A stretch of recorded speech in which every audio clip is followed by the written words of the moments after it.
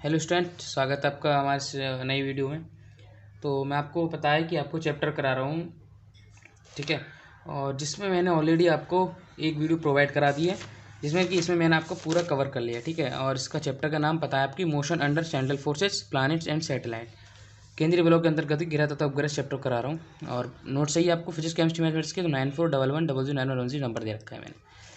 तो इसके बाद नेक्स्ट टॉपिक है आपका इंपॉर्टेंट टॉपिक्स की बात करता हूँ कि रेड्यूस्ड मास सामान्य द्रव्यमान, ठीक है, आपको फाइंड करना है। और reduction of two body problem into a single body problem, कि द्विपिंड समस्या का एकल पिंड समस्या में सामान्यकरण। तो आपको पहला ऊपर गोल हो गया होगा कि ऊपर क्या चीज़ है, कि आपको समझ नहीं आया कि मैंने एकदम क्या बोल दिया कि एकल पिंड अवस्था का दो में यहाँ पे, ठीक है, आपको समझ नहीं आया, आपको क्लियर नहीं हुआ वो। तो मान लीजिए अगर मैं कहूँ कि मैंने ऐसे इस टाइप से दो पिंड, जो पिंड मान ले रहा हूँ, इसको पिंड मान लिया मैंने, दोनों पिंड मैंने कॉपी पे ऐसे धक्का दे दिया और दोनों आगे आगे चलने लगे, ठीक है। तो माने कि मैंने दोनों को धक्का साथ साथ दिया तो ये आगे चला गया, ये कम पीछे रहेगी, ठीक है। तो माने दो पिंड हैं, इन दोनों पिंडों का मैं समान एक एग्जाम्पल तौर बताऊँ कि समान एक्सलेशन या समान त्वरण या समान बेग करना होता है। तो दोनों बॉडी को एक बॉडी प्रॉब्लम में सॉल्व करना होता है। किस टाइप से, कि ग्राफ के तौर पे हम इसको सॉल्व करेंगे कि माने मैंने ग्राफ ले लिया एक्स वाई। अभी मैं आपको थ्योरी आपको नोटबुक को समझा रहा हूँ और बाकी चीज़ आपको मैं कॉपी पे समझाऊँ, ठीक है। तो किस टाइप से किया है कि मैंने ग्राफ ले लिया, इसको मैंने एक्स वाई से शो किया है। वो ओरिजिन है आपका, ए और बी आपके दो पॉइंट ले लिए हैं, और ठीक है, तो माने एक्स प्लेन में ओरिजिन ओ से R1 R2 डिस्टेंस पर, जिसमें मैंने R1 वेक्टर ले लिया, R2 वेक्टर ले ली। वेक्टर का मतलब आपको दिशा को दिखा रहा है, ठीक है। डिस्टेंस पर जिन पर दो पॉइंट ए और बी हैं, जिन पर M1 M2 मासेस की दो बॉडीज रखी हैं। ए और बी दो पॉइंट्स मान ली, और मैंने मान ली कि M1 M2 मान की दो बॉडीज रखी हुई हैं। यहाँ पर आप इधर से वाला आपका एफ वेक्टर 1 2 मतलब एफ वेक्टर 1 2 लग रहा है, इधर से एफ वेक्टर 2 1 लग रहा है, ठीक है। आप ए भी कह सकते हैं, ठीक है, ए को ए मान सकते हैं, 2 को बी मान सकते हो। तो इधर से ए पर बी, इसे कह सकते हैं आपके ए द्वारा बी पर फोर्स लग रहा है और बी द्वारा ए पर लग रहा है। अगर 1 2 समझ रहे हैं आप तो 1 से 2 पर फोर्स लग रहा है, 2 से आपको 1 पे लग रहा है, ओके, ठीक है। और उसके रिलेटिव और ओरिजिन के रिलेटिव सापेक्ष पोजीशन वेक्टर्स R1 R2 हैं, और इनका रिजल्टेंट वेक्टर, किसी चीज़ का हम रिजल्टेंट निकालते हैं, किसी से रिजल्ट निकालते हैं। मान लीजिए अब किसी चीज़ को रिजल्ट निकाल रहे हैं, ठीक है, तो आपको नेगेटिव करना होता है, नॉर्मल सी बात है, इसलिए हमने आर वेक्टर में से R1 vector minus R2 vector minus कर दिया। उसके बाद आता है आपका मैथमेटिकल, ठीक है, तो वो आपको नोटबुक में समझा रहा हूँ, ठीक है। क्या है कि हम अब दोनों को पता है कि अब दो बॉडीज़ हैं आपकी और दोनों बॉडीज़ मोशन कर रही हैं। तो आपने न्यूटन का सेकंड लॉ पढ़ा था, ठीक है। न्यूटन सेकंड लॉ में फोर्स, ठीक है, होगी क्या पढ़ा था कि एफ वेक्टर बराबर एम ए वेक्टर, और ए वेक्टर मैंने जहाँ पे आपको D V vector upon D T लिया था, तो वही चीज़ लिखेंगे अकॉर्डिंग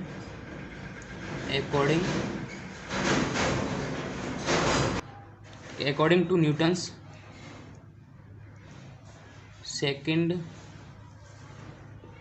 लॉ ऑफ मोशन, ठीक है। क्यों कर रहे हैं, क्योंकि दो बॉडीज़ हैं यहाँ पर और बॉडीज़ के हमें वेग को बराबर करना होता है। तो F vector equal to M A vector आपने ले लिया यहाँ पे, ओके। और यहाँ पे मैंने सेकंड लॉ में लिया था कि A vector upon D V vector upon D T होता है। क्यों, क्योंकि आपका वेग में चेंज हो रहा है समय टी के सापेक्ष आपका बी में या वेलोसिटी में चेंज हो रहा है। यहाँ पर त्वरण का मतलब ये होता है ना, ए बराबर बी अपॉन टी, त्वरण बोलते हैं ना, तो मैंने वही D V vector upon D T लिख दिया है, और वैसे ही आपका ए बराबर बी अपॉन टी होता है, ओके। तो ये हो गया। और यहाँ से हम वी वेक्टर फाइंड करेंगे, तो यहाँ से अगर वी वेक्टर फाइंड करेंगे तो आपका D R upon D T आता है, ठीक है। ये चीज़ आपको दो याद रखनी है कि वी वेक्टर आपका क्या होता है और ए वेक्टर आपका क्या होता है। बी का मतलब होता है चली गई दूरी कितने समय में आपने कितनी दूरी चली है, उसको बी से दर्शाते हैं ना, चली गई दूरी, या बेग आपका कितने समय में कितनी दूरी आपने चली, उसको बेग, और कितने समय में आपने कितनी बेग से चली है, वो आपका त्वरण हो गया, ओके। तो दो पॉइंट्स आपको याद रखिए यहाँ पे। उसके बाद आपका फॉर्मूला लगाते हैं, F vector equal to M, A की वैल्यू रख दीजिए, आपको कितनी आई थी, D V vector upon D T, okay.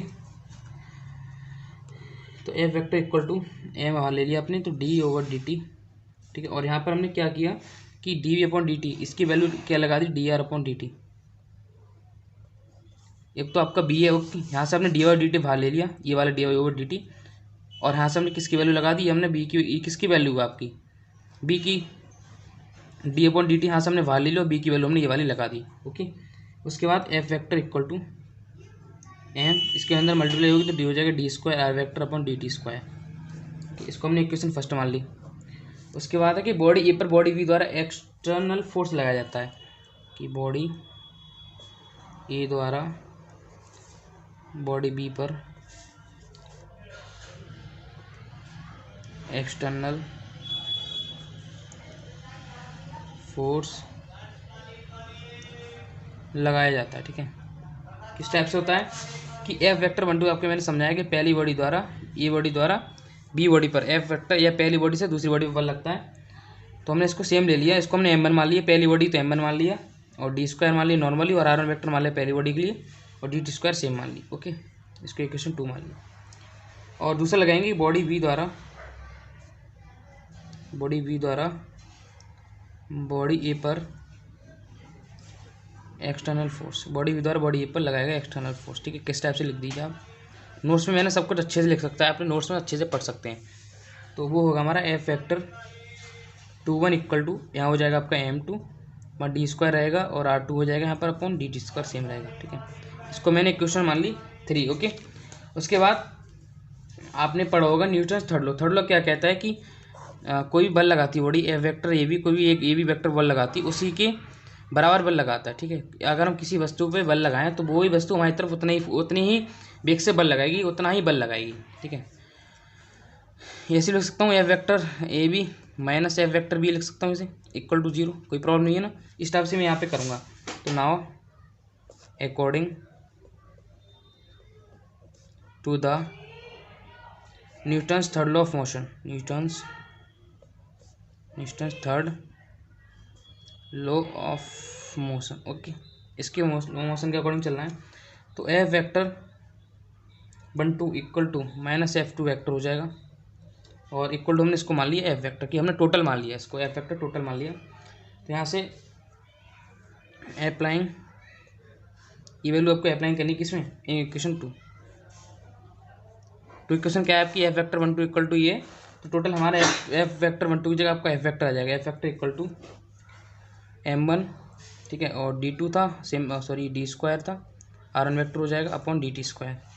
ठीक है, यहाँ से हम इसको नीचे ले जाएंगे, तो F vector upon m1 equal to D square r1 vector upon D T square. Okay, कोई दिक्कत नहीं यहाँ पे, आपको कोई प्रॉब्लम यहाँ तक नहीं आएगी। इसको हमने इक्वेशन 4 मान लिया।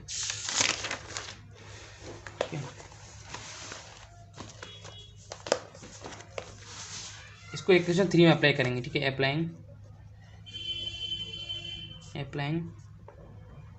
In equation 3। जो 3 में आपको अप्लाई करेंगे तो आपने एक चीज़ अभी मैंने आपको बताई थी, क्या बताई थी कि हमने ये वाली इक्वेशन ली थी, पहले का तो आपका निगेटिव हो गया, दूसरा आपका एफ वेक्टर बी है वो माइनस है ना, तो यहाँ पर ये आपको माइनस आ जाएगा। तो minus F vector equal to m2 D square r2 vector upon D T square. Okay, यहाँ से नीचे आ जाएगा minus F upon m2 equal to D square r2 vector upon D T square ने इसको इक्वेशन 5 मान ली। अब क्या करना है कि इक्वेशन 4 में से इक्वेशन को माइनस कर देंगे। ठीक है, तो यहाँ से एफ वेक्टर m1 शुरू वाली पहली इक्वेशन थी, माइनस करना है दूसरी इक्वेशन को, मतलब एफ वेक्टर m2 को। Okay, equal to D square r1 vector upon D T square, उसमें से माइनस करना है हम किसको, D square r2 vector upon D T square को। ठीक है, क्लियर होगा आपको इतना। यहाँ से हम एफ वेक्टर कॉमन ले लेंगे, अंदर आपका हो जाएगा 1/m1 प्लस 1/m2 बनेगा। ठीक है, और यहाँ आपका कितना हो जाएगा, डी स्क्वायर यहाँ से कॉमन ले लेंगे upon D T square common ले लेंगे, तो अंदर हो जाएगा आपका r1 vector minus r2 vector. और मैंने आपको स्टार्टिंग में एक चीज़ समझाई थी पोजीशन वेक्टर के बारे में, क्या था कि एज अकॉर्डिंग स्टार्टिंग के अकॉर्डिंग क्या समझाया था कि आर वेक्टर इक्वल टू आपका क्या होता है, r1 vector minus r2 vector, जो कि आपका पोजीशन वेक्टर माना था मैंने। तो यहाँ से हमारी वैल्यू क्या आएगी, F vector 1/m1 plus 1/m2 D square upon D T square r1 vector minus r2 vector. तो ठीक है, क्लियर आपको इतना। और एक चीज़ यहाँ पर आपकी और डिस्कसिंग एक पॉइंट है आपका, ठीक है, क्या है कि एफ वेक्टर आपको लिखते रहा हूँ। ठीक है, F vector 1/m1 plus 1/m2 equal to D square, इसको आर वेक्टर लिख सकता हूँ, इसको हम आर वेक्टर लिख सकता हूँ upon D T square. Okay, confirm है। उसका कहते हैं लेट कर लेते हैं, लेट क्या कर लेते हैं कि 1/m1 plus 1/m2 equal to 1/म्यू मान लेते हैं। म्यू वैल्यू क्या होती है कि म्यू है आपको 1/म्यू। म्यू भी आपका इसी म्यू का भी आपको इसी में यूज़ होता है। तो यहाँ से अगर म्यू निकालेंगे आप, यहाँ से म्यू फाइंड करेंगे तो इसके ऊपर मल्टीप्लाई हो जाएगी। ठीक है, नीचे के मल्टीप्लाई हो जाए, इसको सॉल्व करेंगे तो ऊपर आ जाएगा। यहाँ से पहले आपको सॉल्व भी कर ले रहा हूँ। 1 mu equal to m1 plus m2 upon m1 into m2।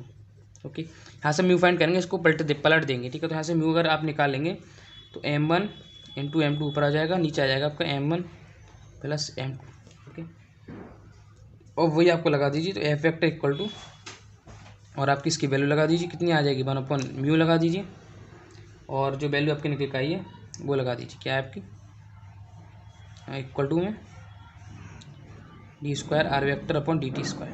Okay, तो जब यहाँ से हम निकालेंगे तो F vector equal to mu आ जाएगी इसकी जगह, और क्योंकि बराबर में इधर ले जाएंगे तो म्यू आ जाएगी, तो D square R vector upon D T square, और यही आपकी क्या इक्वेशन निकल के आ गई। ठीक है, तो एक आपको थोड़ी सी लैंग्वेज समझा दूँ, समझिए कि एवो इस प्रकार एवो इक्वेशन की हेल्प से टू बॉडी प्रॉब्लम को सिंगल बॉडी प्रॉब्लम में रिड्यूस किया जाता है, जिसमें म्यू बराबर, ठीक है, तो रिड्यूस किया सकता है किस टाइप से। अगर म्यू की वैल्यू आपको निकाली थी ना कि m1 इंटू m2 अपन m1 प्लस m2, तो ये रिड्यूस मास कहलाता है। आपका रिड्यूस मास क्या कहलाता है कि म्यू इक्वल टू, ये आपकी म्यू है, m1 इंटू m2 अपन m1 प्लस m2, इसको इक्वेशन याद रखें, ये आपको बहुविकल्प में पूछी जाती है। उसके बाद आपका नेक्स्ट आता है कि हाइड्रोजन परमाणु को सामान्य द्रव्यमान, ये आपका शॉर्ट में पूछे जाते हैं, ये आपके क्वेश्चन आते हैं शॉर्ट में आपकी क्वेश्चन बहुत ही ज़्यादा पूछे जाते हैं, तो मेरा मानना है कि आप उनको अच्छे से जान करें। ठीक है, तो इसमें क्या होता है कि reduce mass of hydrogen atom या हाइड्रोजन परमाणु का सामान्य द्रव्यमान, हाइड्रोजन एटम में एक प्रोटॉन व एक इलेक्ट्रॉन होता है। आपको पता है कि हाइड्रोजन जो परमाणु होता है आपका, उसमें एक इलेक्ट्रॉन होता है, एक प्रोटॉन होता है, एक इलेक्ट्रॉन अर्थात एक प्रोटॉन प्रेजेंट होता है, वह एक इलेक्ट्रॉन प्रेजेंट होता है, प्रोटॉन और एक इलेक्ट्रॉन। अतः ये एक टू बॉडी प्रॉब्लम है, जो कि मैंने आपको पिछले वाला जो सॉल्व कराया है, जो टू बॉडी प्रॉब्लम ही था, ये भी आपका टू बॉडी प्रॉब्लम है। जिसे वन बॉडी प्रॉब्लम में निम्न प्रकार रिड्यूस किया जा सकता है कि हमने क्या किया कि late the mass of electron, electron का मास हमने m मान लिया, और let the mass of proton, proton का हमने कैपिटल M मान लिया। अब समझिए, ठीक है, अलग अलग माना है कि लेट द मास होता है द्रव्यमान ऑफ इलेक्ट्रॉन, स्मॉल m माना है, और let the mass of proton to capital M, the reduced mass, reduce में सामान्य द्रव्यमान, reduced mass of hydrogen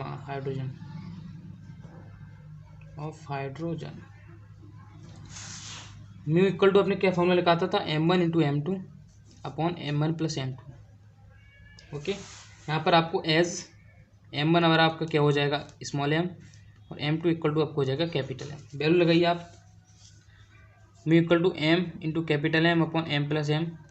okay, यहाँ से एक चीज़ समझिए आप, अगर मैं कैपिटल M को नीचे ले जाऊँ, ठीक है, तो mu equal to m plus m, ऊपर ओनली m रचेगा, नीचे आपका m plus m upon capital M। इस वाले m को मैं नीचे ले आया, क्यों ले आया आपको वो समझाऊंगा कि किस लिए हमने इसको क्यों नीचे लेके आया, क्या आपका कारण बना था। तो mu equal to m upon, ठीक है, m अपॉन, इसको हम किस टाइप से लिखते हैं, इसको अगर मैं लिखना चाहूँ तो 1 plus small m upon m लिख सकता हूँ। क्यों लिख सकता हूँ, कैसे लिख सकता हूँ कि 1 plus m upon capital M, इसको आप सॉल्व करेंगे तो आपका m प्लस स्मॉल m, नीचे आपका स्मॉल m कैपिटल M निकल के आएगा। ठीक है, तो इसलिए हमने इस चीज़ को यहाँ से इसमें कन्वर्ट कर दिया। ओके, ये लिख दिया हमने। और जब हम यहाँ से म्यू इक्वल टू फाइंड करेंगे, म्यू इक्वल टू, क्योंकि हमने म्यू की वैल्यू हमें डायरेक्टली पता पड़ जाए, अगर हम यहाँ से ऊपर ले जाते तो आपका सही से नहीं हो पाता, तो इसलिए हमने चेंजिंग के लिए ये काम करना पड़ा। तो स्मॉल m तो आपको भाई रहेगा 1 plus small m upon capital M का होल इन्वर्स हो जाएगा, क्योंकि ये वैल्यू आपके ऊपर पहुँच जाएगी, ऊपर पहुँचेगी तो आपका इन्वर्स आ जाएगा। इन्वर्स का मतलब होता है -1। ओके, तो mu equal to m 1 minus inverse को देखिए, एक चीज़ समझिए आप कि मान लीजिए आपको कोई फंक्शन दिया है कि 1 प्लस x की पावर n, ठीक है, ये चेंज होके आपका बन जाता है 1 प्लस nx बन जाता है। और ये हमारा फॉर्मूला क्या निकल के आता है, क्या बोलते हैं, इस फॉर्मूले का नाम क्या है, ठीक है, और इसका नाम होता है बायनोमियल थ्योरम। क्या होता है, बायनोमियल थ्योरम, इसको बोलते हैं बायनोमियल थ्योरम। तो इसी प्रकार से हमने यहाँ पे किया, जो -1 आपकी n की वैल्यू होगी इस टाइप से, वो आपकी आगे जाएगी, तो आपका बन जाएगा 1 minus m upon capital M। Okay, ये बन गया। और आपको नॉर्मल सी बात दिख रही है, नॉर्मल सी बात आपको क्या दिख रही है कि एक चीज़ आप समझिए कि बट वैल्यू होती है आपकी, but small m upon capital M लगभग आपके बराबर होती है, लगभग का साइन है, 1/1837। ओके, ये होती है आपकी। तो देन इस हिसाब से अगर देखा जाए ये आपकी वैल्यू होती है, आपको याद रखिए इस पॉइंट की कि आपका अगर हमने प्रोटॉन को स्मॉल एम किसको माना है, इलेक्ट्रॉन को, और प्रोटॉन को हमने कैपिटल एम माना है, तो उसको नीचे अगर लिखा जाए तो इसकी टोटल वैल्यू निकल के आती है 1/1837। इस प्रकार से then small M upon capital M काफ़ी छोटा होगा ना, इस अगर इसको भाग देंगे तो आपको काफ़ी छोटी वैल्यू निकल के 0.1 निकल के आएगी। इस हिसाब से हमारा ये काफ़ी छोटा हो जाएगा, और ये किससे छोटा हो जाएगा, 1 से। और and 1 minus small M upon capital M will be negligible, नगण्य। ये आपका नगण्य हो जाएगा क्योंकि 1 से बहुत छोटा है, इसको हम नगण्य मान लेंगे। तो म्यू लगभग में निकल के आएगा किसके, आपका कैपिटल स्मॉल एम बचा है। तो ये आपका आंसर आ गया। ओके, कोई दिक्कत नहीं आई होगी आपको यहाँ तक। यहाँ पर क्या होता है कि यहाँ पर आपने साफ साफ देखा कि रिड्यूस मास, म्यू आपका किसके बराबर, ये लगभग किसके बराबर हो गया, स्मॉल एम। स्मॉल एम ने क्या माना, आपके इलेक्ट्रॉन। तो यहाँ से हम एक चीज़ कह सकते हैं कि इस प्रकार क्लियर है कि हाइड्रोजन एटम का reduce mass mu mass of electron M के इक्वल होता है। ठीक है, क्लियर हो गया। इस टाइप से आपका अगला निकल के आता है क्या, ठीक है, आपने इसका सीख लिया हाइड्रोजन का। इस टाइप से आपके अगले सॉल्व होंगे इस टाइप से कि पॉजिट्रोनियम परमाणु का सामान्य द्रव्यमान फाइंड कीजिए कि रिड्यूस मास ऑफ पॉजिट्रोनियम। तो पॉजिट्रोनियम एक अस्थायी अनस्टेबल पार्टिकल है जो एक इलेक्ट्रॉन एंड पॉजिट्रॉन के कम्बिनेशन से बनता है। पॉजिट्रोनियम एक धनावेशित पार्टिकल होता है जिसका मास इलेक्ट्रॉन के मास के इक्वल होता है, जो आपके आपने यहाँ से सिद्ध किया है उससे पहले वाले से। तो mass of positronium equal to mass of electron, reduce mass of positronium mu बराबर आपका फॉर्मूला होता है, जो हमने आपको भी पढ़ाया।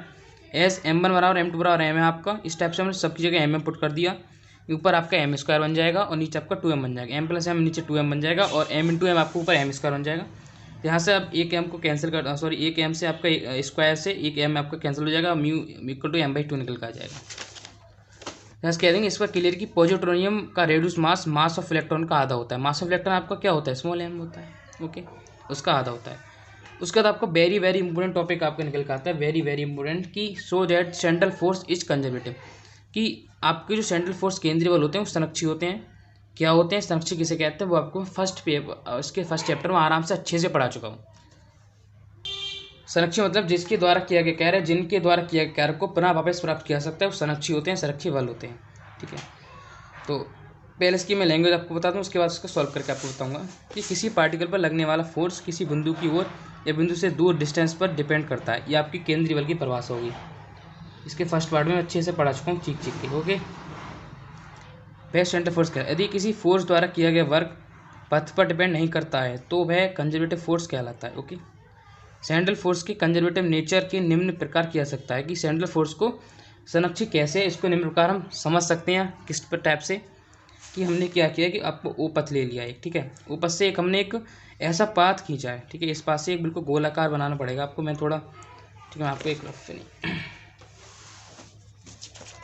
इसमें आपको समझा दे रहा हूँ। इसमें क्या किया है मैंने कि आपने एक पॉइंट ले लिया, यहाँ से हमने एक पथ बना दिया पूरे इस टाइप से, गोल गोल आपको इस टाइप से एक पथ बनाना होगा इस टाइप से। ओके, ये हमारा पाथ हो जाएगा एक P1। ठीक है, ये पाथ हमारा हो जाएगा क्या, P2। यहाँ से एक पॉइंट से दोनों चीज़ें पाथ 1 दोनों दिशा, इसका तीर ध्यान रखिए किधर को लग रहा है। ठीक है, इसको इधर को लगना है। ठीक है, उसके बाद यहाँ से ये आपका क्लियर हो गया। फिर हम दो पॉइंट्स मानते हैं। क्या पॉइंट्स मानते हैं कि यहाँ से आपको एक O पॉइंट लेना होगा और O पॉइंट ऐसा लेना होगा कि यहाँ से क्रॉस करते जाए, इस टाइप से क्रॉस करते जाए। तो यहाँ से क्रॉस करेगा तो दो पॉइंट हमारे फेंच जाएंगे और इन पॉइंट्स को मानेंगे P and Q points. Okay, clear है। ठीक है, तो यही मैंने आपको सेम बनाया है। उस टाइप से हमने एक point DR1 vector DR2 vector इसके टेंजेंशियल इसके दिशा में ले लिया। ठीक है, उधर दिशा में एक पॉइंट से ले ली DR वेक्टर और DR2 वेक्टर। और यहाँ पे एक चीज़ आपको पता है कि F vector equal to F vector बराबर F2 वेक्टर बराबर F होता है, जो कि आपके न्यूटन की थर्ड लॉ के अनुसार होता है। पाथ P1 है, पाथ P2 है और RR इसकी बोले नहीं। ठीक है, RR क्या हो गया, इसका विस्थापन हो गया, इसकी दूरी हो गई। उसके बाद समझिए, फिर इसमें कह रहा है कि एवो डायग्राम में A एंड B दो एरियावेटिक स्वेच्छा से लिए गए पॉइंट्स हैं जिन्हें पाथ P1 पाथ P से जोड़ा गया है। माना एक पॉइंट O से दूर सेंट्रल फोर्स के अंतर्गत किसी भी पाथ पर चलता है। ठीक है, किसी भी पाथ पर हमने एक पॉइंट्स को ले लिया, R को चलता है पॉइंट ओ से सेंटर मानकर R and R plus D R radius के 2 सर्कुलर आर्क ड्रॉ किए गए हैं। Path P1 and path P2 पर 2 पॉइंट्स P एंड Q लिए गए हैं जिन पर लगने वाले सेंटर फोर्सेस F1 वेक्टर व F2 वेक्टर विस्थापन DR वेक्टर DR2। ठीक है, इसमें क्या किया कि हमने F1 F2 वेक्टर ले लिए डिस्प्लेसमेंट, और इससे जो आपके विस्थापन जो निकल के आएंगे हमने DR वेक्टर अल्प ले लिए हैं। अल्प के लिए हम क्या करते हैं, डी यूज़ करते हैं। अल्प का मतलब कम, कम के लिए आपने डी यूज़ किया है, तो यहाँ डिस्प्लेसमेंट आपका क्या निकल के आएगा, डी निकल के आ गया, और सेंट्रल फोर्स आपके F1 वेक्टर और F2 वेक्टर हो गए। क्लियर है? ठीक है, और इनके बीच बनने वाले कोण, जब डिस्प्लेसमेंट हम ले रहे हैं तो इनके बीच कोण भी बनेंगे। कहाँ बनेंगे आपके कोण? कोण ये θ1 आपके बनेंगे, यहाँ पर जो आपके बनने हैं θ1 θ2। ओके, और नोट्स आपने अभी तक नहीं लिए हैं तो नोट्स के लिए आप याद रखिए, नोट्स के लिए आप मेरा नंबर है 9411009110। ओके, और टेलीग्राम ग्रुप से भी ऐड हो जाना, टेलीग्राम ग्रुप से ऐड हो जाए। ठीक है, तो हम क्या करें कि पहले पाथ 1 के लिए हम क्या निकालेंगे, वर्क निकालेंगे। वर्क आपने पाथ 1 पर कितना किया है, तो work done in path P1 path में कितना वर्क किया, W1 लिख देंगे उसको, पहला पाथ पे कितना वर्क किया। और वर्क और क्या होता है कि क्या वर्क इनटू होता है बल गुणा विस्थापन। बल आपने क्या ले लिया, F1 वेक्टर ले लेंगे। ठीक है, ये हमने किसके लिए लगाया कि हम पहले पथ के लिए निकाल रहे हैं। ओके, इंटीग्रेशन का साइन लिया है, इंटू DR वेक्टर बल गुणा विस्थापन हमने DR ले लिया, इक्वल टू, फिर ये निकल के आएगा F1 वेक्टर ले लेंगे इसको, और 1 आपका है इसको F1 ले लेंगे, DR1 ले लेंगे। और जब ये इंटू हटता है यहाँ से, ये बात ध्यान दीजिए, जब ये इंटू हम यहाँ से हटाते हैं तो इंटू का मान निकल के आता है हमारा cos थीटा। पहले बात के लिए तो हमने cos थीटा में ले लिया, मैंने इसको इक्वेशन बनवा लिया। मेन चीज़ आप समझिए, ये चेंज होता है तो हमारे इसकी जगह क्या आता है, cos थीटा। ओके, ये हमारा एक वेक्टर जब पढ़ेंगे तो वेक्टर और इस चीज़ को आप अच्छे से पढ़ेंगे। जो वेक्टर आपका मैथमेटिक्स में चल रहा है तो वहाँ जाके आप देख सकते हैं। फिर निकालेंगे work done in path P2 path में क्या होगा, W2 मान लेंगे, इक्वल टू, दूसरा पैथ है तो F2 वेक्टर इंटू DR ले लेंगे, और ये भी जब क्या बन जाएगा, F2 DR2 और cos θ2, इसको इक्वेशन 2। ओके, उसके बाद थोड़ा इसकी लैंग्वेज समझिए कि चूंकि पॉइंट O से P एंड Q की डिस्टेंसेस बराबर हैं। आपने देखा कि हमने पॉइंट O से या A से दोनों पॉइंट्स P एंड Q की डिस्टेंस बराबर हैं, तथा सेंट्रल फोर्स F1 F2 के परिमाण F1 बराबर F2 बराबर F है, दोनों के परिमाण बराबर आएंगे। किसके इक्वेशन आपको होता है, F1 बराबर F होता है, किसके अकॉर्डिंग होता है, न्यूटन के थर्ड लॉ के अकॉर्डिंग। ठीक है, और DR1 DR2 बराबर DR है, तब F1 एंड DR का प्रोडक्ट या गुणनफल दोनों पाथ के लिए इक्वल होगा। तो F1 वेक्टर DR बराबर दूसरे पाथ के लिए हम F वेक्टर इंटू DR मांग रहे हैं। यहाँ से दोनों कैंसिल हो जाएगा या दोनों बराबर हो जाएंगे, तो यहाँ से आपका निकल कर W बराबर W2। ओके, तो एव इक्वेशन से क्लियर कि सेंट्रल फोर्स के अंडर पार्टिकल को A से B तक ले जाने में किया गया कार्य दोनों पाथ में इक्वल प्राप्त होता है, अतः सेंट्रल फोर्स द्वारा किया गया वर्क पाथ पर डिपेंड नहीं करता, जो प्रदर्शित करता है कि सेंट्रल फोर्स संरक्षित होते हैं। इसका पाथ पर डिपेंड नहीं किया है ना, कि हमारा पाथ तो हमारे इस पर डिपेंड नहीं किया है कि पाथ में क्या है। ठीक है, तो हमें कार्य मिल गया W1 बराबर W2, दोनों सेम कार्य किया, तो इससे प्रदर्शित डिपेंड आपका पाथ पर डिपेंड नहीं करता, तो जिससे प्रदर्शित की सेंट्रल फोर्स आपके क्या होते हैं, कंजर्वेटिव में संरक्षित होते हैं। ओके, तो आगे का आपका जो एक क्वेश्चन और बचा है, ठीक है, वो भी आपको इसमें क्लियर कर देता हूँ कि आपका एक क्वेश्चन टाइप आता है कि आपका काफ़ी बार क्वेश्चन में पूछा गया है कि आप अनसॉल्व में चेक करेंगे तब भी आपको ये पूछ लिया जाएगा कि so that the work done by A conservative force की संरक्षित बल द्वारा क्या क्या है central force around a close path in zero, कि साइक्लिक में आपने जो कार्य किया है साइक्लिक पाथ में वो आपका जीरो होता है। सिद्ध कीजिए कि संरक्षित बल द्वारा किसी बंद पथ में किया गया कार्य शून्य होता है। ये आपको मैंने फर्स्ट चैप्टर में भी करा दिया है। इसमें अभी आपका ये क्वेश्चन आ गया कि माना किसी पार्टिकल को पाथ P1 के अंदर पॉइंट A से पॉइंट B तक ले जाने में किया गया कार्य, कि हमने एक पार्टिकल को पॉइंट A से पॉइंट B तक ले जाने में कार्य मानते हैं कि आपने मान लिया दो पथ मान लिए, ठीक है, एक ये इसको P1 मान लिया, इसको आपने P2 मान लिया। ओके, तो यहाँ से आपने माना है कि यहाँ पे एक पॉइंट है, यहाँ पे B पॉइंट है, ठीक है। तो A से B पॉइंट पर जाने के क्या कार्य फिर हम नहीं निकालेंगे, तो वर्क डन निम्नलिखित होगा कि WAB वर्क आपका A से पॉइंट B ले जाने में, तो इंटीग्रेशन करेंगे कहाँ से A से B तक के लिए, फोर्स इंटू डिस्प्लेसमेंट बल गुणा विस्थापन, ये आपका किया कार्य होता है। इसकी इक्वेशन फर्स्ट मान ली। नाउ लेट कण को पाथ P2 के अंदर वापस पॉइंट B से A तक लाया जाता है, कि हमने दोबारा मान लिया कि आपको वापस B से किसको लिया जाता है, इसको पाथ P2 द्वारा लिया जाता है। इसकी दिशा ऐसे हो जाएगी, फिर वापस B से A तक लाया जाता है। तो डब्ल्यू बी ए हो जाएगा और बी से आपका ए हो जाएगा F vector into D R. उसके बाद डब्ल्यू बी ए बराबर minus B A into V F vector into D R. ये आपका कैसे हो गया कि हमने यहाँ से तो ले आए, ठीक है, लेकिन हमने जब बी से ए के लिए दोबारा ले गए पाथ पर, तो अपोजिट वर्क हुआ है ना, आपका दिशा तो इधर है और वर्क आपने अपोजिट किया है। जब आप वर्क आप जब अपोजिट कर रहे हैं तो आपका नेगेटिव साइन आ जाएगा, ठीक है। तो A to B F vector into D R, इसको इक्वेशन 2 मान ली, ठीक है। और बट कंजर्वेटिव फोर्स द्वारा वर्क डन पाथ पर डिपेंड नहीं करता है, अर्थात आपने अभी पढ़ा है कि वर्क कंजर्वेटिव फोर्स संक्षिप्त बल जो आपका कार्य करता है वो पाथ पर डिपेंड नहीं करता है। तो इसलिए क्या आया था आप डब्ल्यू बराबर W2 निकल के आया था पिछली बार आपने जो सॉल्व किया है। तो यहाँ से हम वही करेंगे, दोनों के इक्वेशन बराबर रख देंगे। जब इक्वेशन दोनों बराबर रख जाएंगे तो यहाँ से आपने डब्ल्यू ए बराबर, ये आपका माइनस है तो माइनस डब्ल्यू बी ए बराबर डब्ल्यू बी ए आ जाएगा। तो W A V plus W B A equal to आपका 0। तो एवर रिलेशन से क्लियर है कि कंजर्वेटिव फोर्स द्वारा किसी क्लोज पाथ में किया गया कार्य शून्यता दी। आगे सुन क्लियर है आपका। तो चैनल को यार सब्सक्राइब जरूर कर देना, ठीक है, रिक्वेस्ट आपसे। और वीडियो आपको अगर पसंद आई हो दिल से तो लाइक तो जरूर करके जाएं, और ज़्यादा पसंद आई हो तो कमेंट भी जरूर करके जाएं, ठीक है।